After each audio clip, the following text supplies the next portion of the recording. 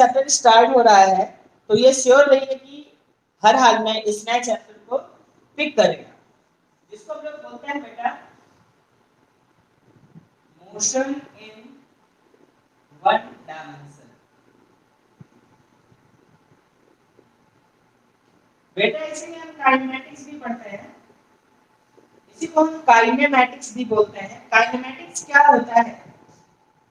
Kinematics physics की वो branch होती है बेटा जिसमें हम ऑब्जेक्ट्स के मूवमेंट से रिलेटेड हर चीज की स्टडी करते हैं, ठीक है ना। कोई मशीनरी हुई, उसमें किसी तरीके से फ्लक्चुएशन हुआ, मूवमेंट हुआ, तो वो जो मूवमेंट हो रहा है उस मूवमेंट की स्टडी हम किस ब्रांच में करते हैं? फिजिक्स की काइनेमैटिक ब्रांच में, ठीक है ना। ठीक है, अब एक होता है स्टैटिक्स।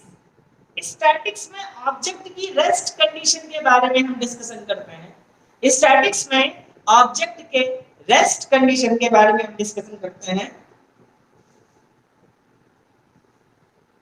हाँ, और डायनेमिक्स में हम ऑब्जेक्ट के मूविंग कंडीशन के बारे में डिस्कशन करते हैं। तो चलिए देखते हैं यहाँ पे बेटा मोशन इन वन डायमेंशन। तो मोशन इन वन डायमेंशन में हम स्टैटिक्स, डायनेमिक्स या फिर काइनेमैटिक्स के बारे में नहीं स्टडी करेंगे। बस स्टैटिक डायनेमिक्स में ये जानिए कि स्टैटिक्स का मतलब होता है which is in state of rest, जो रेस्ट में है। डायनेमिक्स का मतलब which is in state of motion, और काइनेमैटिक्स मतलब किसी भी तरीके का मूवमेंट। मोशन जरूरी नहीं, मूवमेंट भी अगर हो रहा है। मोशन का मतलब क्या है? एक जगह से दूसरी जगह तक मूव करने की टेंडेंसी। और काइनेमैटिक्स में किसी भी तरीके का मूवमेंट, किसी भी तरीके का मोशन होगा तो ऑब्वियसली उसकी स्टडी हम लोग काइनेमैटिक्स में करते हैं। किसी भी मैकेनिकल पार्ट्स के भी मूवमेंट की स्टडी को हम लोग काइनेमैटिक्स ही बोलते हैं। तो प्रैक्टिकली इसको समझना होगा किससे? मोशन इन वन डायमेंशन से। किससे? मोशन इन वन डायमेंशन से। तो देखिए मोशन इन वन डायमेंशन क्या होता है? तो नंबर 1 देखिए मोशन इन वन डायमेंशन में सबसे पहले आपको मिलता है डिस्टेंस। क्या मिलता है? डिस्टेंस, ठीक है। या फिर इससे भी पहले अगर हम बात करें, इससे भी पहले जो हमें चीज मिलती है वो होती है, सबसे पहले हम मोशन के बारे में ही देखते हैं। मोशन क्या है? मोशन क्या है? तो देखो बेटा, अगर मैं इस प्लेस पर खड़ा हुआ हूं तो टाइम स्पेंड हो रहा है, ठीक है। तो बड़ा सिंपल सा task, if any object changes its position, अगर कोई ऑब्जेक्ट अपनी पोजीशन को चेंज करता है with respect to time and surrounding, अपने चारों तरफ की सराउंडिंग एंड टाइम के रिस्पेक्ट में अगर किसी ऑब्जेक्ट की पोजीशन में चेंज हो रहा है तो बेटा that is said in the state of motion. उसे किस में बोलेंगे हम लोग? मोशन में बोलेंगे। फिर से समझिए, अगर कोई ऑब्जेक्ट अभी यहाँ पर है, 10 मिनट बाद वो कहीं और है, 10 मिनट बाद नेक्स्ट 1 मिनट के बाद वो कहीं और है, नेक्स्ट 30 सेकंड के बाद वो कहीं और है, तो इट मींस वो कॉन्टिन्यूअसली क्या कर रही है? मूवमेंट कर रही है। तो वो जो मूवमेंट होता है उसी को हम क्या बोलते हैं? उसी मूवमेंट को बेटा हम लोग बोलते हैं क्या? मोशन, ठीक है ना। और क्या होता है बेटा? रेस्ट क्या होता है? when any object does not changes its position। तो पहले मोशन देखते हैं। when any object changes its position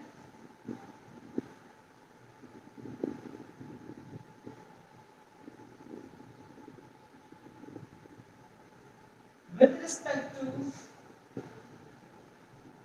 time and surrounding, then object is said in state of motion, state of motion, and this condition is called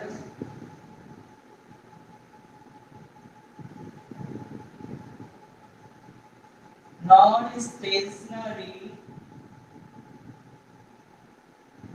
condition, ठीक है। पूरा का पूरा part रहा। When any object changes its position with respect to time and surrounding, then object is set in state of motion. जो object होगा वो state of motion में कहा जाएगा। And this condition is called the non-stationary condition. Non-stationary का मतलब that object is not stationary. वो stationary मतलब moving है properly. फिर उसके बाद आपको दिया जाता है मोशन के बाद क्या है बेटा आपके पास?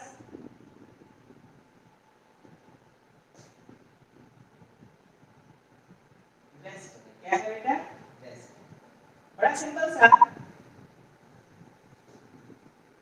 When any object does not changes, बस सब कुछ सेम रहेगा। जहां पर था changes वहां पर not changes. When any object does not changes its position and its position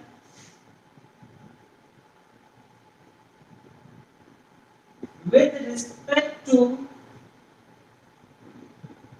time and surrounding, then object is said to be in rest. Object is said to be in rest, and this condition कौन सी condition होगी बेटा? Stationary condition. कौन सी condition? Stationary condition. ये होता है। आई बात समझ में? तो ये रेस्ट और मोशन की डेफिनेशन हो गई। तो अगर कोई ऑब्जेक्ट मोशन कर रहा है तो it must be very sure, ये बहुत ही कंफर्म होना है बेटा कि अगर कोई ऑब्जेक्ट मोशन कर रहा है तो उसमें कोई ना कोई मूवमेंट भी होगा, वो एक जगह से दूसरी जगह तक जाएगी भी। तो बेटा एक जगह से दूसरी जगह तक जाने पर स्पीड क्या होगी? स्पीड से भी पहले डिस्टेंस आएगा, कितनी डिस्टेंस उसने ट्रैवल की। डिस्टेंस एक टर्म है, दूसरा टर्म है डिस्प्लेसमेंट। डिस्प्लेसमेंट कितना होगा? क्या डिस्टेंस है, क्या डिस्प्लेसमेंट है, किस स्पीड से जा रहा है या किस वेलोसिटी से जा रहा है, किस एक्सीलरेशन पर मूव कर रहा है। All these things are included in this part. इस चैप्टर में इन्हीं चीजों के बारे में पढ़ना है। और सबसे इंपॉर्टेंट बेटा कि ये फिजिक्स की जान होती है। कहीं पे भी जाओगे तो बेटा इस ब्रांच को आप लीव नहीं कर सकते, जिसे हम लोग बोलते हैं काइनेमैटिक्स। क्या बोलते हैं? काइनेमैटिक्स। तो काइनेमैटिक्स की इस ब्रांच को आप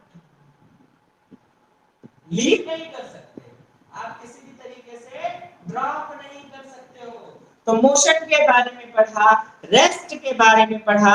अब मोशन एंड रेस्ट के बाद हम पिक करेंगे कि अगर कोई ऑब्जेक्ट मोशन में है तो उसके पास कौन सी प्रॉपर्टी होनी चाहिए और कौन सी प्रॉपर्टी होती है। ठीक है ना? चलिए रब करने बेटा इसको। इसके बाद बेटा हम लोगों के पास आता है डिस्टेंस एंड डिस्प्लेसमेंट। क्या आता है?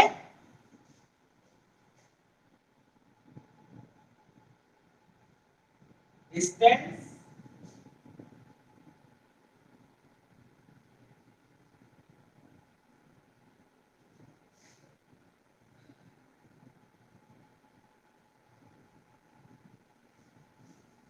Distance and displacement. देखो बेटा डिस्टेंस क्या है और डिस्प्लेसमेंट क्या है, इन दोनों के बारे में हम पढ़ते हैं। तो सबसे पहली चीज तो ये जानो डेफिनेशन के पहले कि ये एक स्केलर क्वांटिटी है। It is a scalar quantity. Scalar quantity का मतलब इसमें सिर्फ और सिर्फ मैग्नीट्यूड होगा, डायरेक्शन नहीं होगी। इसमें सिर्फ और सिर्फ मैग्नीट्यूड होगा, डायरेक्शन नहीं होगी। मैग्नीट्यूड का मतलब बेटा ये 5 किलोमीटर देगा, लेकिन ये नहीं बताएगा कि ईस्ट डायरेक्शन वेस्ट डायरेक्शन कहां पर। हमने पूछा कि बेटा आप कहां जा रहे हो, तो आप बताओगे मैं 50 किलोमीटर जा रहा हूं। ठीक है ना। लेकिन 50 किलोमीटर किधर जा रहे हो, ठीक है, east west north south, north east north west, south north, south east south west, कहां पर जा रहे हो कुछ भी नहीं पता। तो बेटा अगर आपने कहा मैं 50 किलोमीटर टुवर्ड्स इलाहाबाद जा रहा हूं तो आप एक फिक्स डायरेक्शन में जाओगे। अगर आपने कहा I am moving from 50 kilometre, I am moving 50 kilometre towards Unnao, तो उन्नाव की तरफ आप जा रहे हो। I am moving towards Lucknow, Lucknow की तरफ जा रहा हूं। I am moving towards Pratapgarh, Pratapgarh जा रहा हूं। कुंडा, मतलब जहां पर भी कहीं पे भी ना, अगर आपने उस स्पेस को स्पेसिफाई कर दिया, नेम ले लिया, तो उसकी डायरेक्शन फिक्स हो गई। आप वेलोसिटी से जा रहे हो, डिस्प्लेसमेंट कर रहे हो। लेकिन डिस्टेंस में बेटा आपके पास ये सारी चीजें नहीं होती, यानी डायरेक्शन नहीं होती है। आप 50 किलोमीटर बता तो दिए, लेकिन 50 किलोमीटर आप किधर की तरफ जा रहे हो, that is not compulsory, that is not identified. तो बेटा डिस्टेंस जो होती है दैट इज स्केलर क्वांटिटी, यानी it have magnitude, it have only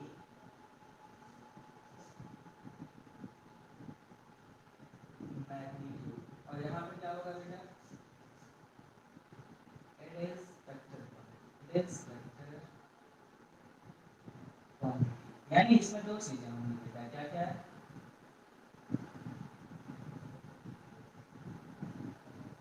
magnitude के साथ साथ डायरेक्शन भी होती है, मैग्नीट्यूड के साथ साथ डायरेक्शन भी होती है, ठीक है ना।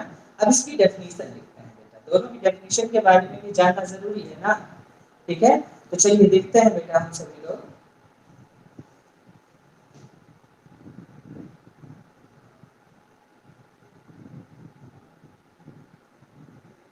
The path traveled between two points, दोनों के बीच में दो is called distance। क्या होती है बेटा ये डिस्टेंस, यानी दो पॉइंट्स के बीच में जो टोटल पाथ ट्रेवल किया, जो टोटल लेंथ चली जाती है, उसी को हम लोग बोलते हैं बेटा डिस्टेंस। अभी क्लियर करता हूँ फिगर से। और यहाँ पर shortest distance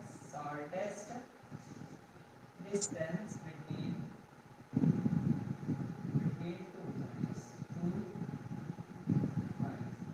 shortest distance between two points is called displacement। या किसी को आप बता सकते हो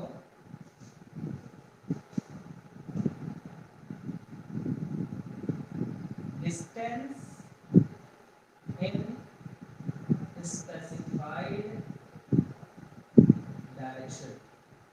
डायरेक्शन अगर फिक्स कर दिया जाए तो उसे भी हम क्या बोलेंगे, डिस्प्लेसमेंट ही बोलेंगे। क्या बोलेंगे, डिस्प्लेसमेंट। इसकी यूनिट होती है बेटा किलोमीटर, डिस्टेंस मीटर, ठीक है ना। और यहाँ पर इसकी भी यूनिट मीटर। डायमेंशन ऑब्वियसली क्या होगी, दोनों की एल ही होगी। क्या होगी डायमेंशन, एल ही होगी डायमेंशन, इसमें कहीं पे कोई भी चेंज होना नहीं है। अब देखो जैसे आपको दिया गया यहाँ पर, तो देखो समझो इस चीज को, डिस्टेंस एंड डिस्प्लेसमेंट में बेटा एक पॉइंट ये मिला ए, एक पॉइंट ये मिला बी, ठीक है। तो बेटा ए से बी तक आने के लिए आप ये जाओगे, हर जगह पे जाते जाओ, आपकी डायरेक्शन चेंज हो रही है, डायरेक्शन फिक्स नहीं है। तो ये जो ए से बी तक आने के लिए टोटल पाथ चल रहे हो, इसे क्या बोलेंगे हम, डिस्टेंस बोलेंगे, ठीक है ना।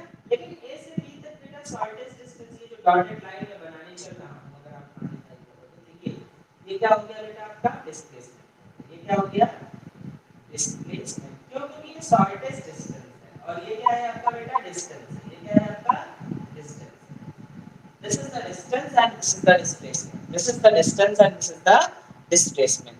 अब देखिए इसके कई ढेर सारे क्वेश्चंस आपके पास आते हैं, अलग-अलग क्वेश्चंस होते हैं, और सभी क्वेश्चंस को हमें अलग-अलग से पिक करना होता है। तो चलिए उन सारी चीजों को हम यहाँ पर एक बार कंसीडर करने के लिए ट्राई करते हैं, ठीक है ना। चलिए देखते हैं बेटा हम लोग।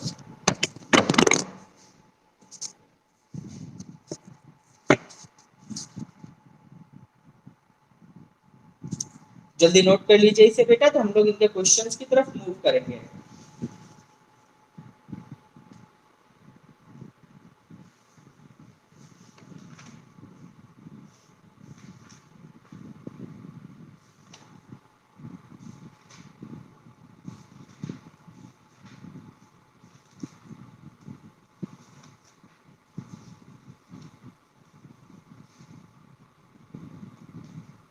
आई होप सो नोट कर लिया होगा, तो हम लोग आगे बढ़ते हैं बेटा तुरंत।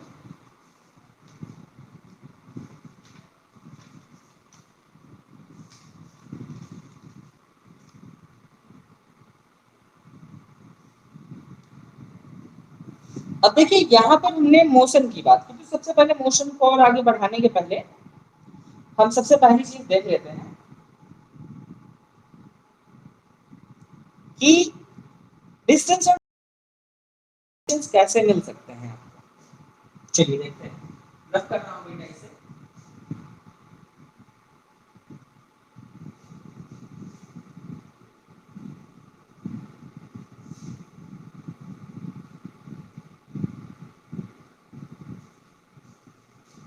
तो देखिए बेटा, डिस्टेंस एंड डिस्प्लेसमेंट में क्वेश्चंस कैसे मिलेंगे। देखिए कुछ क्वेश्चंस होते हैं, जैसे आपसे कहा गया ये 9th लेवल पे भी था, लेकिन फिर भी हम समझेंगे ये ए रहा, ये बी रहा और ये सी रहा। ठीक है, आप ए से बी तक पहले जा रहे हो, फिर सी तक वापस आ रहे हो। टोटल डिस्टेंस आपको दी गई 200 मीटर। ठीक है, और इसकी डिस्टेंस दी गई आपको 60 मीटर। कितना दिया गया? 60 मीटर। टोटल डिस्टेंस है 200 मीटर और ये की डिस्टेंस है 60 मीटर। ठीक है, और आपसे कहा गया कि आपको निकालना है ए से बी तक distance. Distance A to B, distance A to C, displacement A to B and displacement A to C। चलिए ट्राई करते हैं, आप लोगों से पूछते हैं बेटा A से B तक की टोटल डिस्टेंस कितनी होगी। स्टार्ट करते हैं सबसे पहले हम।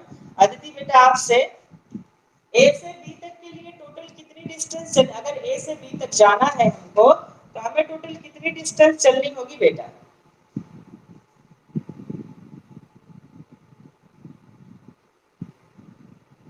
अदिति बेटा आर यू देयर?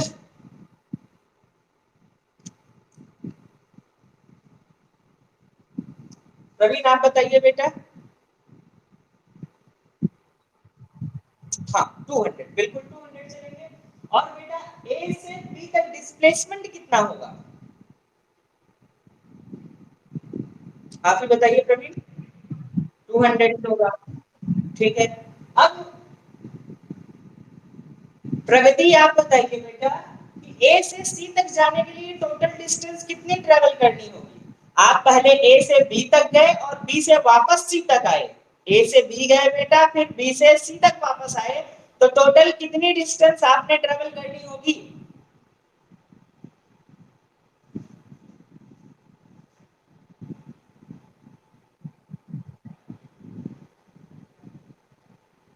बताइए बेटा।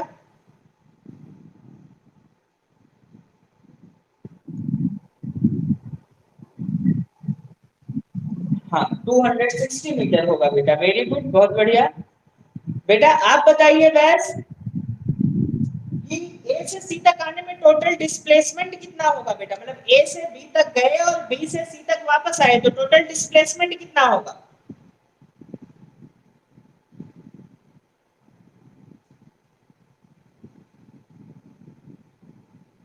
प्रवीण आप ही बताइए बेटा।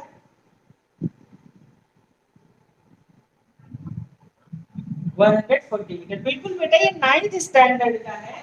देखो है क्या, ए से बी तक जब आप जा रहे हो तो यहां से यहां तक की डिस्टेंस 200 मीटर। बेटा डिस्प्लेसमेंट भी यही होगा 200 metre. Distance from A to C देखो, तो ए से सी तक का मतलब ए से बी तक गए 200 और वापस सी तक आए, ए से बी तक गए और बी से सी तक वापस आए, तो बेटा कितना हो गया 260 मीटर। लेकिन displacement from A to B बेटा उतना ही होगा क्योंकि स्ट्रेट लाइन है, तो बेटा यहां पर कितना हो जाएगा 200 मीटर। लेकिन बेटा जब ए से सी तक का डिस्प्लेसमेंट पूछेंगे तो आप गए कितना मतलब नहीं होता, ठीक है ना। डिस्प्लेसमेंट ध्यान रखो, फाइनल एंड इनिशियल पोजीशन की डिस्प्लेसमेंट किस पर डिपेंड करता है, डिस्प्लेसमेंट डिपेंड करता है फाइनल एंड इनिशियल पोजीशन पे। किस पर डिपेंड करता है, फाइनल एंड इनिशियल पोजीशन पे। डिस्टेंस किस पर डिपेंड करता है, द टोटल पाथ ट्रेवल्ड, कितना पाथ आप चल रहे हो इस पे डिपेंड करता है। बेटा नेटवर्क का इशू है बेटा, उसको देखिए। नेटवर्क तो बाकी है आप लोगों के पास बेटा, प्रवीण, प्रगति एंड अदिति। चलिए ठीक है, देखिए बेटा वैसे थोड़ा सा नेटवर्क का इशू बेटा वैसे बनता तो नहीं है किसी के साथ। चलिए देखिए यहाँ पे तो ये हो गया। लेकिन अब देखो जब ए से सी तक की बात की जा रही है तो ए से सी तक के बीच में बेटा, ए से सी तक के बीच में टोटल डिस्टेंस यानी फाइनल एंड इनिशियल पोजीशन की डिस्टेंस, तो देखो बेटा टोटल 200 कितना बचेगा आपके पास, कितना बचेगा आपके पास 140 मीटर, कितना 140 मीटर। बेटा एक मिनट में क्लास कंटिन्यू कर रहा हूँ, बस जस्ट 1 मिनट।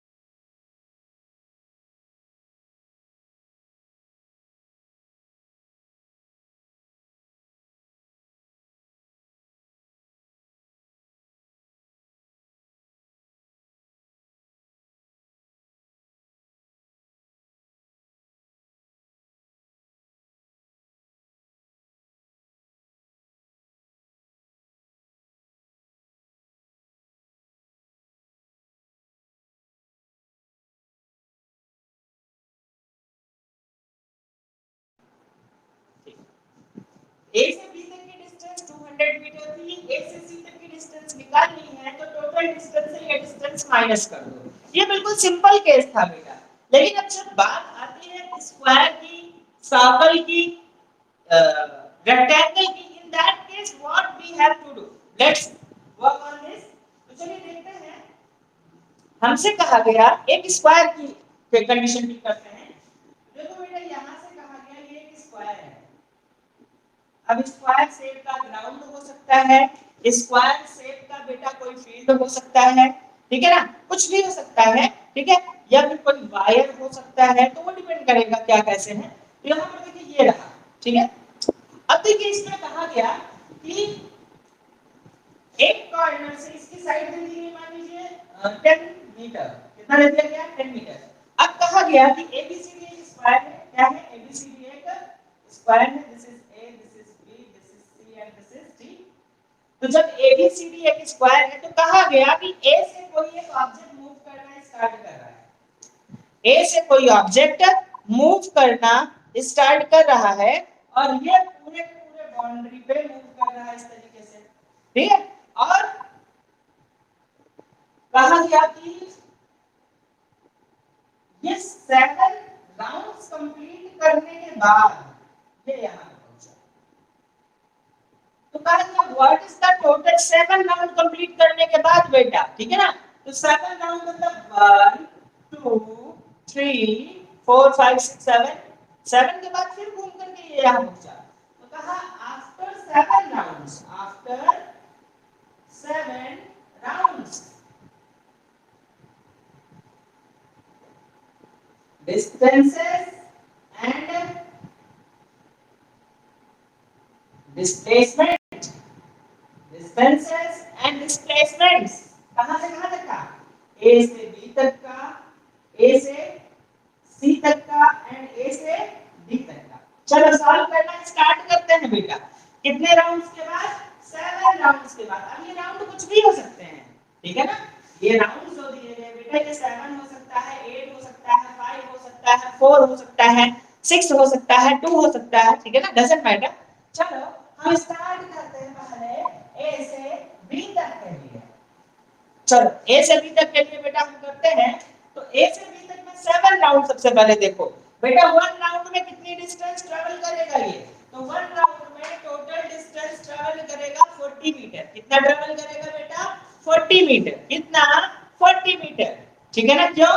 क्योंकि एक राउंड में यहां पर लिखते हैं इन 1 राउंड, एक राउंड में इन 1 राउंड we complete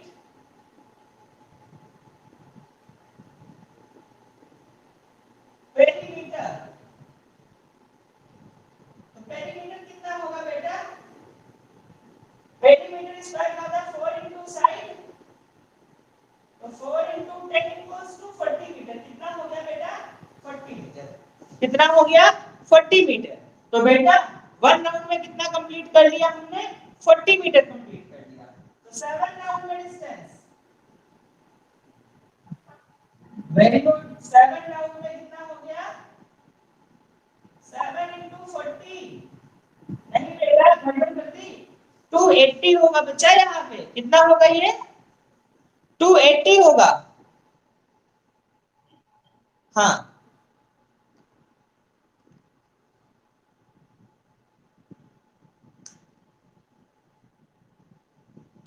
280 हो जाएगा बेटा। तो यहाँ पर क्या रहा आपके पास? ये 80 मीटर। लेकिन बेटा अभी आपसे 7 राउंड की डिस्टेंस निकली। अब जब डी तक की बात कही जाएगी तो डी तक के लिए क्या करना होगा? ए से बी तक में आप ये 10 मीटर और चलोगे, ठीक है ना? तो टोटल डिस्टेंस 280 चल चुके हो, प्लस 10 कितना हो गया? 290 मीटर। कितना हो गया? 290 मीटर, ठीक है? 280 metre plus 10 metre equals to 290 metre.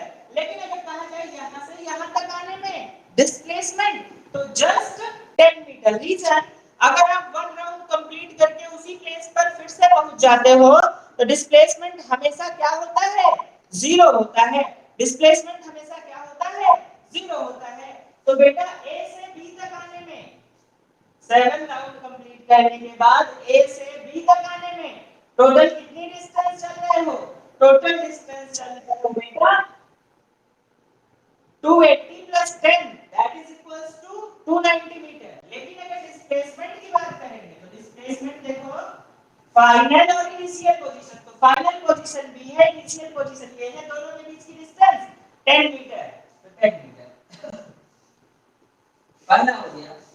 अब कहा गया कि डिस्प्लेसमेंट डिस्टेंस निकालो किसके लिए?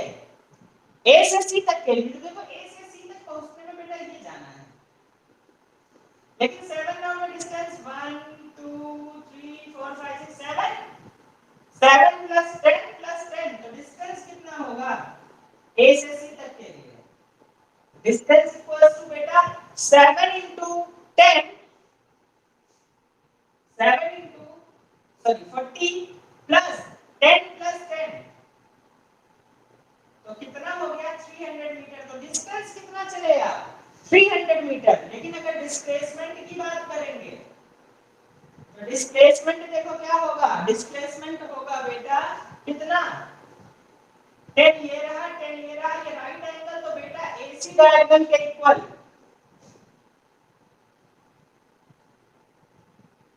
डायगोनल AC के इक्वल। तो AC कैसे निकलेगा बेटा? Under root 10 square plus 10 square, तो 10 अंडर रूट 2 मीटर। ये हो गया A से C तक का टोटल डिस्प्लेसमेंट आपको ये मिला। A से C तक का टोटल डिस्प्लेसमेंट आपको ये मिला। आई बात समझ में? यहाँ पर ये इतना आपका प्रोसीजर हो गया बेटा, ठीक है। अब इसी को लेकर के हम आगे बढ़ते हैं, इसी को लेकर के हम आगे बढ़ते हैं। चलिए नेक्स्ट पार्ट में हम देखते हैं ए से डी तक के लिए। तो बेटा उसको अब सॉल्व नहीं करवाएंगे। अब आप देखिए ए से डी तक में बेटा 280 तो चलेंगे ही 7 में, ठीक है। 280 के बाद 10 प्लस 10 प्लस 10 और डिस्प्लेसमेंट वो 10 हो जाएगा। तो उसको आप खुद से कर लेंगे। प्लीज नोट इट डाउन बच्चों, जल्दी से इसे नोट कर लीजिए तो हम लोग फिर आगे बढ़ते हैं। फिर उसके बाद सर्कुलर केस देखेंगे, फिर टाइप्स ऑफ मोशन देख करके पॉइंट ऑब्जेक्ट टास्क पढ़ेंगे, और कल से फिर हम इसके डिफरेंशियल मेथड पे भी वर्क करना। कल हम डिफरेंशिएशन और इंटीग्रेशन पे वर्क करेंगे। ये मैटर नहीं करता है कि आप बायो लिए हैं या मैथ्स लिए हैं बेटा, फिजिक्स तो रहेगा ही रहेगा, और फिजिक्स है अगर तो obviously you must have to work on these two things. कल उस पे वर्क करेंगे। Please note it down, hurry up.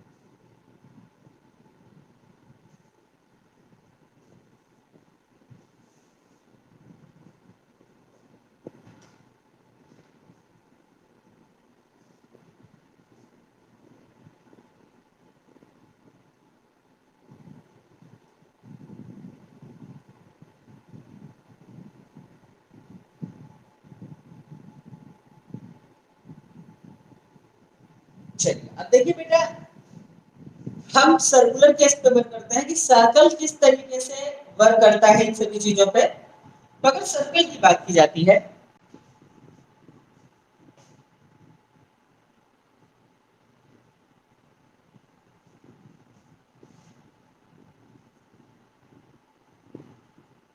तो सर्कल में देखिए क्या होता है।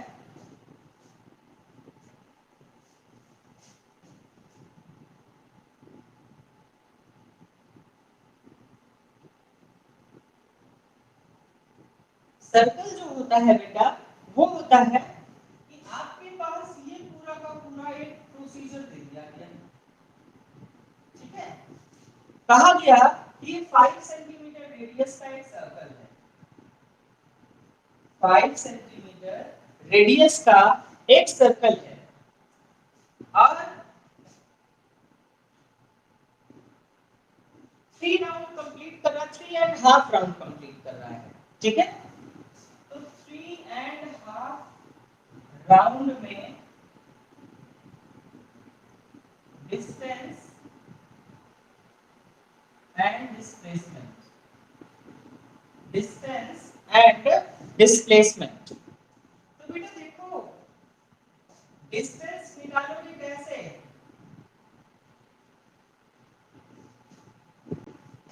3 into circumference, या फिर सीधा सा 3.5 into circumference, circumference, ठीक है, बहुत अच्छा। तो ये तो हो जाएगा 2 पाई r से आप सर्कमफेरेंस निकाल लोगे 3.5 से। लेकिन अगर आपसे कहा गया कि आपको निकालना है डिस्प्लेसमेंट, तो डिस्प्लेसमेंट कितना होगा बेटा? 3.5 राउंड में, तो 3 राउंड में डिस्प्लेसमेंट हो जाता है 0। क्यों? क्योंकि जहां से मोशन स्टार्ट हुआ उसी पोजीशन पे हम वापस आ गए, तो डिस्प्लेसमेंट हो गया 0। और जब डिस्प्लेसमेंट हो गया 0, तो बेटा आपका डिस्प्लेसमेंट यहां से यहां 0 0। अब हाफ राउंड और चलना, तो हाफ राउंड यहां से यहां चले, तो बेटा 3.5 में आपका डिस्प्लेसमेंट होगा डायमीटर के इक्वल, किसके इक्वल? डायमीटर के इक्वल, ठीक है ना। या फिर आप यहां से यहां आए, तो ये चल के जब आप आए, तो बेटा 3 and 3/4 राउंड हो गया, 3 and 3/4 राउंड हो गया। तो बेटा डिस्टेंस कितना होगा? डिस्टेंस होगा 3 होल 3/4 into सर्कमफेरेंस, ठीक है। और जो दूसरा होगा बेटा वो क्या होगा, यहां से यहां तक का डिस्प्लेसमेंट, तो देखो बेटा ये रहेगा, ये 90 है, ये 5 है, ये 5 है, ये हो जाएगा 5/√2। यानी आपको पाइथागोरस थ्योरम लगाना होगा, तो यहाँ पर कितना हो जाएगा डिस्प्लेसमेंट, डिस्प्लेसमेंट हो जाएगा 5/√2 मीटर। कितना हो जाएगा 5/√2 मीटर। तो बेटा सेंटीमीटर में सेंटीमीटर कर देते हैं, यहाँ पर ये इतना सा पार्ट आपके पास होता है। तो बेटा इसके क्वेश्चंस आप करेंगे। अब देखिए टाइप्स ऑफ मोशन का कुछ डिस्कशन मैं कर देता हूँ, फिर आज की क्लास ओवर करता हूँ। Be ready for tomorrow's class in which we have to discuss about the differentiation and integration, क्योंकि बिना उसके हम नेक्स्ट स्टेप पे वर्क नहीं कर सकते हैं, ठीक है ना। चलिए देखो बेटा टाइप्स ऑफ मोशन में हम क्या करते हैं, अब अगर इसी तरीके से पेरीमीटर रेक्टेंगल के लिए आता है तो आप रेक्टेंगल के रिस्पेक्ट में सॉल्व करो, मतलब जो भी आएगा आप उसके रिस्पेक्ट में वहां पर उसे रख करके सॉल्व करोगे, उसमें कहीं पर कोई इक्वट नहीं होगा, ठीक है ना। चलिए देखते हैं टाइप्स ऑफ मोशन में। देखिए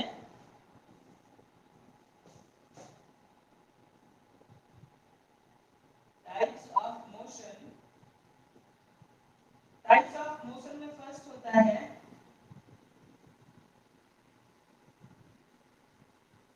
रेक्टिलिनियर मोशन। क्या होता है रेक्टिलिनियर मोशन। नंबर 2 क्या है हमारे पास circular motion, circular motion. Third हमारे पास है ऑस्किलेटरी मोशन।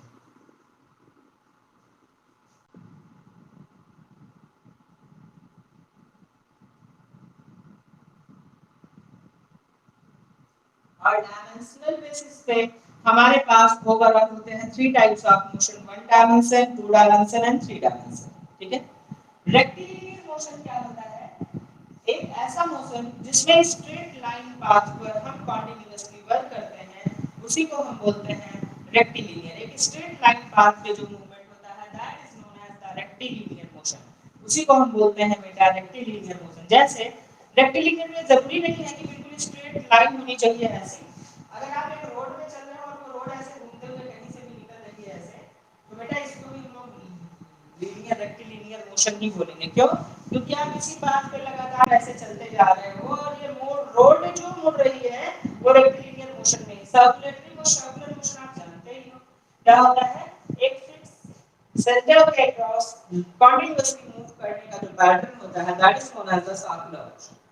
और ऑस्किलेटरी मोशन क्या होता है, एक फिक्स एक्सिस के अक्रॉस बेटा जब अपने ही पाथ पे बार-बार ऑस्किलेट करे कोई बॉडी या सेम फंक्शन के अक्रॉस वर्क करे तो उसे हम लोग बोलते हैं ऑस्किलेटरी मोशन। बेटा मोशन के इस कॉन्सेप्ट को आगे पिक करेंगे, ये सब चीजें हम लोग अलग-अलग चैप्टर्स में अलग-अलग तरीके से पढ़ते हैं। कल बेटा हम डिफरेंशिएशन इंटीग्रेशन के बहुत इंपॉर्टेंट पार्ट पे वर्क करेंगे। आज की क्लास को इतने पे ड्रॉप कर रहे हैं, ठीक है। Thank you class. आज की क्लास में बहुत ज्यादा कुछ था नहीं, लेकिन इंट्रो में इतना बताना जरूरी था। कल की क्लास में बेटा डिफरेंशिएशन एंड इंटीग्रेशन के कॉन्सेप्ट पे थॉरोली हम लोग